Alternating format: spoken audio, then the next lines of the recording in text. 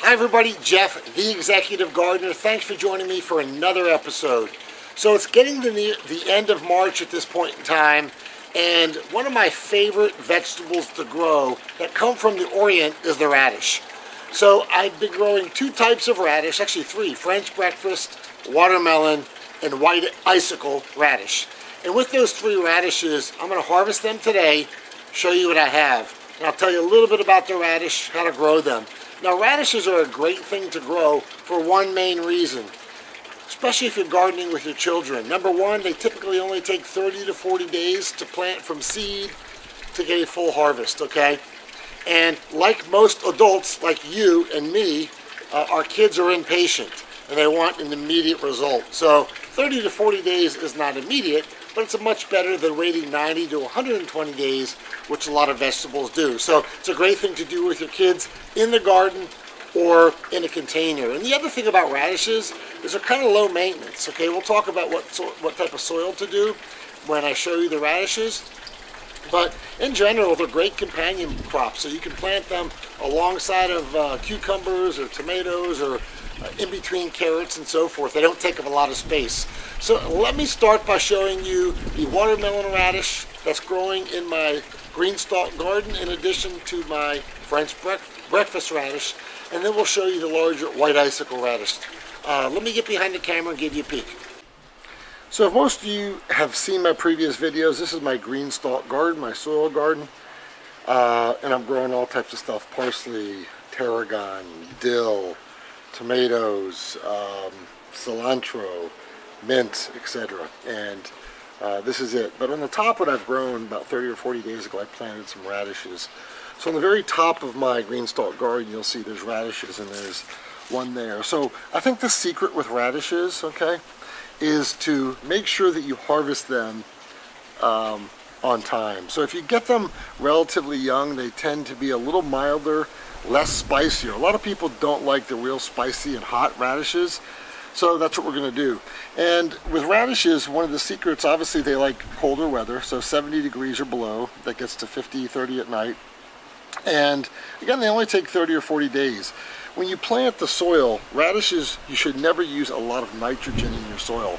And the reason why you shouldn't use a lot of nitrogen is because if you use a lot of nitrogen in your soil, you'll get a lot of leafy greens, huge leafy greens, and a very small potential bulb, which is your radish. So as you know, radishes are root crops, and they're one of the favorite root crops. Again, they originate from the Orient, and there's many different types.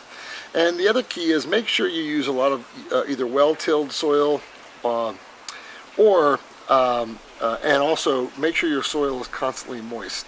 Otherwise, your radishes would potentially dry out and get bitter. So let's take a look at the first one. So again, this is a radish, watermelon radish. If we pull it out, you'll take a look at it. Let's just lay it out here for you to take a look. So this is the first one. This is what it looks like. This is a watermelon radish. When you cut into this, it's beautiful watermelon color: red, white, pink, etc. And there's beautiful patterns to it. And then there's another one over here that we'll pull out. It should be relatively easy to pull out. Another beautiful radish there. There's two of them.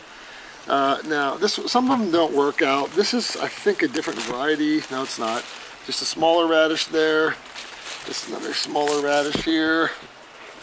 And another smaller radish. So some didn't get that big, and some didn't work out at all. And here's one. This is actually seems to be the biggest one, if you'll take a look at that. So the key, I think, with radishes is just to, and this didn't turn out so good, this one either. So blah. Anyway, take a look at it. We've got a few decent sized radishes there, and again, we can use that for our salad tonight, and we're really happy. But again, these things took about 35 days to harvest. And then next we're going to go over to one of my raised garden beds and take a look at the white icicle radish. Okay, so I realize I'm not in the screen. That's fine. So this is the white icicle radish, and as you can see here, the top of the radish is starting to bulb. So we're starting to get flowers at the top, which is a clear indication that this radish is probably overdone it could be a little bit bitter. But if you take a look at this radish, look at the size of this radish. They come in very numerous different sizes. This isn't because there was too much nitrogen. It just is because I did not pick it soon enough. So as you'll see, it's already starting to flower and go to seed. I could certainly use some of those seeds, but I don't need any more radish seeds. I can get them pretty affordably. So if we pick these, we'll take a look. Some aren't that big. You'll see this one, not that big. Again, this is a white icicle radish. You see why they're called icicle. Let's take a look at this one. It's another one, okay. And perhaps the biggest one, which is right here, another white icicle radish. Voila. So this is it. So obviously these are a different type of radish. These radishes are obviously a little bit longer, look like a carrot or an icicle. You'll chop it up and there you go. I have a feeling these radishes are going to be a little bit more bitter than my other radishes. But again, radishes are relatively easy to grow. I don't do anything with the leaves. I compost the leaves and go from there. But not a bad crop of radishes, and certainly would help, would be great to put on one of my salads. So that is the radish garden, not hard to grow. And next I'm going to give you a sneak peek of a few things around my garden that I'm doing here lately.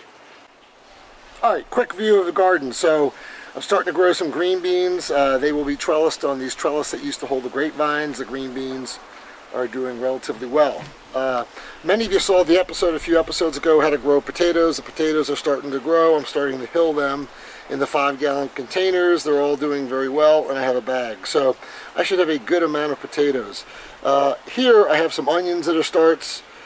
Here I have some carrots. So I've actually just gone through today and thinned out the carrots. As you know, with carrots, it has to have loose soil and you have to thin it out. Just probably put a carrot every 2 or 3 inches.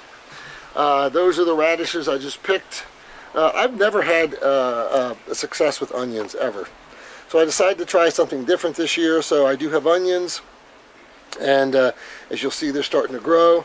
And then I bought these containers. These looks like 3x3 or 4x4 containers. They're actually long, depth-wise. They go down about 12 inches. And I'm growing individual onions. These are the sweet Vidalia Texas-style onions there. Over here, actually I have pepper plants, as you can see, everywhere. And here I have broccoli and more pepper plants that will again continue to grow on these trellis.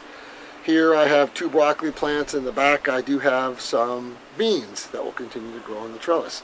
Here I have more broccoli plants and then some onion sets at the back. They'll continue to grow. And as you'll see here, what I've done here, this is actually Brussels sprouts. So as you know, with Brussels sprouts you got to trim the bottom and almost build a canopy similar to like a palm tree, and I've done that for each of my Brussels sprouts. So they're starting to get those Brussels sprout nodules that are starting to stick out of the stem. So this is just one of the things that I'm doing in my side garden, and I just love to tinker with things. And the bed I just pulled those icicle radishes from, I'm actually going to be planting cucumbers to again go on all of this trellis that lines all the way. So there's nothing like seeing 3 rows of trellis with cucumbers hanging from them. And the great thing about it is, you know, I have a lot of issues with birds going after tomatoes and stuff. I won't have that issue here because birds do not know what to do with cucumbers, at least here. So that's all I have for you. That's my quick episode, harvesting radishes, and a sneak peek of one of my gardens here in my backyard. Until next time, Jeff, your executive gardener, take care.